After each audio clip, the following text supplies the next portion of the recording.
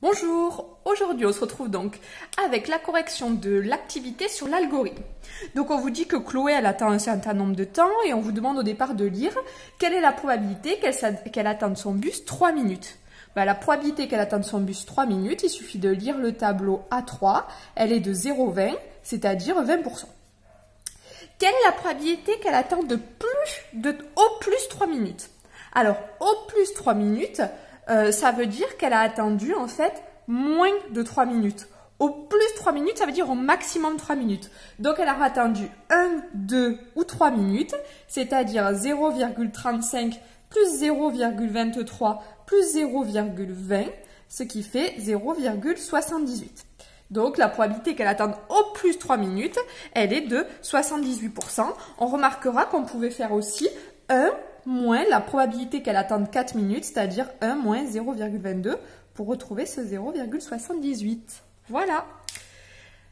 Alors maintenant, question un petit peu bizarre, j'espère qu'elle ne vous a pas trop embêté. On vous dit voilà, on choisit au hasard un nombre entre 0 et 1. Ça peut être 0,2, 0,25, 0,113, etc. Voilà. Quelle est la probabilité qu'il soit inférieur à 0,35? Et bien, si je choisis au hasard un nombre entre 0 et 1, la probabilité qu'il soit entre 0 et 0,035, elle est tout simplement de 35%. Ce qu'on écrit aussi 0,35. Et la probabilité qu'elle soit entre 0,35 et 0,58, pour ça, il suffit tout simplement de faire la soustraction. Et on trouve 0,23. Il y a donc une probabilité de 0,23 qu'elle soit entre 0,35 et 0,58. Voilà, tout simplement. Mais ça, cette question, normalement, elle devait vous servir à faire la suite. Donc, on vous disait de recopier quelques phrases.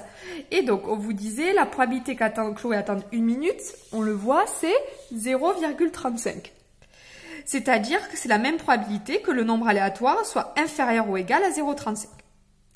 La probabilité que Chloé attende 2 minutes est 0,23. C'est-à-dire que la probabilité aléatoire doit être comprise entre 0,35 et il faut que cet intervalle fasse 0,23. Donc je vais rajouter 0,23 et j'obtiens 0,58. On l'a vu juste avant, entre 0,35 et 0,58, la probabilité d'être entre 0,35 et 0,58, c'est 0,23 et c'est exactement la probabilité qu'on souhaite qu'elle attende 2 minutes. La probabilité qu'elle attende 3 minutes vaut 0,20. C'est la même probabilité que le nombre aléatoire, il soit compris entre, alors, ce 0,58, puisqu'on en était là, et, alors, vu que je veux qu'il y ait 20 d'écart, je vais prendre 0,78. Et la probabilité que Chloé attende 4 minutes, elle est de 0,22. C'est donc la même probabilité que aléatoires sont compris entre 0,78 et 1, oui, on avait dit que c'était un nombre entre 0 et 1, donc c'est logique, on retombe sur nos pieds. Et donc, on vous propose un algorithme dessous qui résume cette situation. Si le nombre aléatoire il est plus petit que 0,35, alors on doit afficher 1. Si, donc voilà 0,35, on affiche 1. Si le nombre aléatoire il est entre 0,35 plus grand que 0,35 et plus petit que 0,58, donc on est ce cas, il affiche 2. Si le nombre aléatoire il est plus petit que 0,78 et plus grand que 0,58, c'est ce cas, il affiche 3. Et si aléatoire est plus grand que 0,78, oui, de toute façon, c'est un nombre entre 0 et 1. Il ne pourra pas dépasser 1. On est dans ce cas-là, et dans ce cas-là, il affiche 4. Que va afficher le programme si la variable aléatoire prend au hasard 0,63 ? À vous de regarder. 0,63, est-ce qu'on est plus petit que 0,35 ?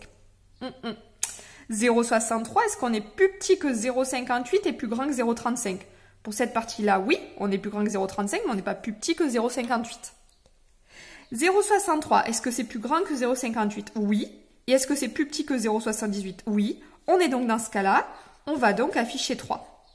Et on remarquera que 0,63 n'est pas plus grand que 0,68. Donc dans ce cas-là, le programme, il va afficher 3. Écrire un programme maintenant qui correspond à la loi de probabilité ci-dessous. Donc, on a ici défini une variable aléatoire, c'est-à-dire que l'ordinateur, ici, va choisir un nombre entre, où est-ce que je l'ai laissé ? Ici, entre 0 et 1. Ce nombre-là, d'après mon tableau, là, si il est plus petit que 0,40, je vais lui demander d'afficher ici 1. Donc plus petit que 0,40, je regarde dans mon tableau comment ça s'écrit. Ça s'écrit inférieur ou égal à 0,40. Maintenant, je veux passer, donc je veux qu'il y ait 0,52 en partant de 0,40. Donc il va falloir que ma variable aléatoire, elle soit au-dessus de 0,40. Alors eux, ils ont pris l'habitude de l'écrire de ce côté, au-dessus de 0,40. Mais il faut qu'elle soit par contre plus petite, au-dessus strict, puisqu'on a plus petite que... Et donc, il faut que j'ai un écart de 0,52 entre ce nombre-là et celui que je vais mettre là. Donc c'est 0,92. Et là, cette fois-ci, je vais vouloir afficher 2.